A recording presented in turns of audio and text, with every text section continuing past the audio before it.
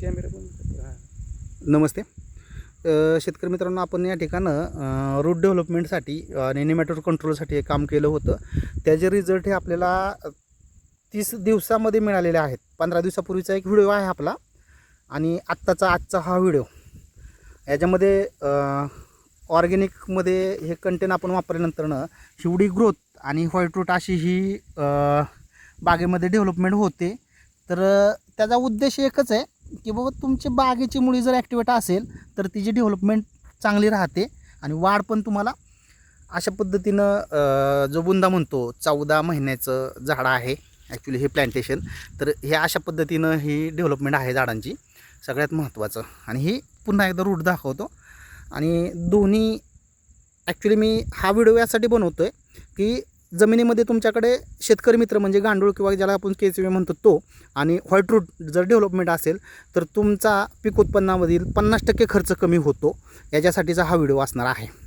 धन्यवाद शेतकरी मित्रांनो. गांडूळ किती नमस्ते शेतकरी मित्रांनो, आपण ढमढेरे ॲग्रिकल्चर कन्सल्टन्सी मार्फत हे पहा अशा पद्धतीनं या ठिकाणं वर्म ज्याला म्हणतो किंवा केचवे म्हणतो तर ते अशा पद्धतीने डेव्हलपमेंट होतात. ह्या ठिकाणी आपण काही वर्मी कंपोस्ट वगैरे काय वापरलेलं नाही, रेग्युलर शेणखत वगैरे टाकलेलं आहे. आणि ही जी डेव्हलपमेंट आहे ही अशा पद्धतीनं ही डेव्हलपमेंट आणि यांना आपण कोणत्याही प्रकारचं म्हणजे हानिकारक केमिकल जास्त वापरत नाही सगळ्यात महत्त्वाचं. आणि जमिनीचा भुसभुशीतपणा वाढवण्यासाठी तुम्हाला नैसर्गिक मित्र म्हणजे गांडूळ किंवा ज्याला आपण केचवे म्हणतो तर त्यांची संख्या जेवढी तुमच्या जमिनीमध्ये जास्त असेल, फळबाग असेल, ऊस शेती असेल किंवा कोणतेही पीक घ्या तर त्यासाठी सगळ्यात जास्त शेतकऱ्यांचा मित्र ज्याला म्हणतो आपण केचवे किंवा गांडूळ हे असणं गरजेचं आहे. तर त्यानंतरनं अशा पद्धतीचं हे राहणं गरजेचं आहे. आणि ह्या अशा असेल तर तुम्हाला डेव्हलपमेंट म्हणजे ही जी ग्रीनरी वगैरे दिसते म्हणजे झाडांमध्ये किंवा एक नैसर्गिक चमक वगैरे जे म्हणतो तर ती त्यावरती अवलंबून राहते.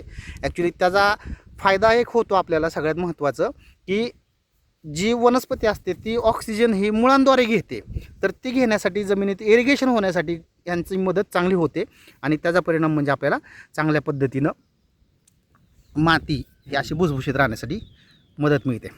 आणि ही जी झाडं आहेत ती ही 14 महिन्याचीच झाडं आहेत. आणि हे शक्यतो ऑक्टोबर-नोव्हेंबरमध्ये आपण याच्यावरती बहाराचं नियोजन ठेवणार आहोत.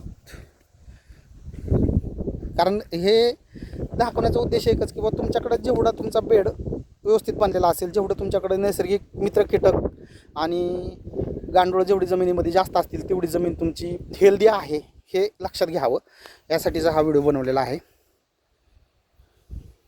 आणि हे बघा हे मागच्या वेळेस मी तुम्हाला दाखवलं होतं, ह्यांनी पण सोडलेलं होतं तर ह्यांचाच प्लॉट आहे सगळ्यात महत्त्वाचं. तर हे दाखवण्याचा उद्देश फक्त एकच आहे की बाबा तुमच्या जमिनीमध्ये गांडुळांची संख्या किंवा केचव्यांची संख्या जेवढी जास्त वाढवता येईल तेवढी वाढवण्याचा प्रयत्न करावा. तरच या ठिकाणं तुम्हाला बागेमध्ये ट्रेस निर्माण होणार नाहीत. अतिरिक्त रासायनिक खतावरती किंवा अतिरिक्त शेतीसाठी लागणाऱ्या निविष्ठा असतात त्यावरती तुम्हाला खर्च करण्याची गरज पडणार नाही आहे. कारण दिलेलं न्यूट्रिशन अपटेकिंग करणं हे जमिनीच्या आरोग्यावरती डिपेंड असतं.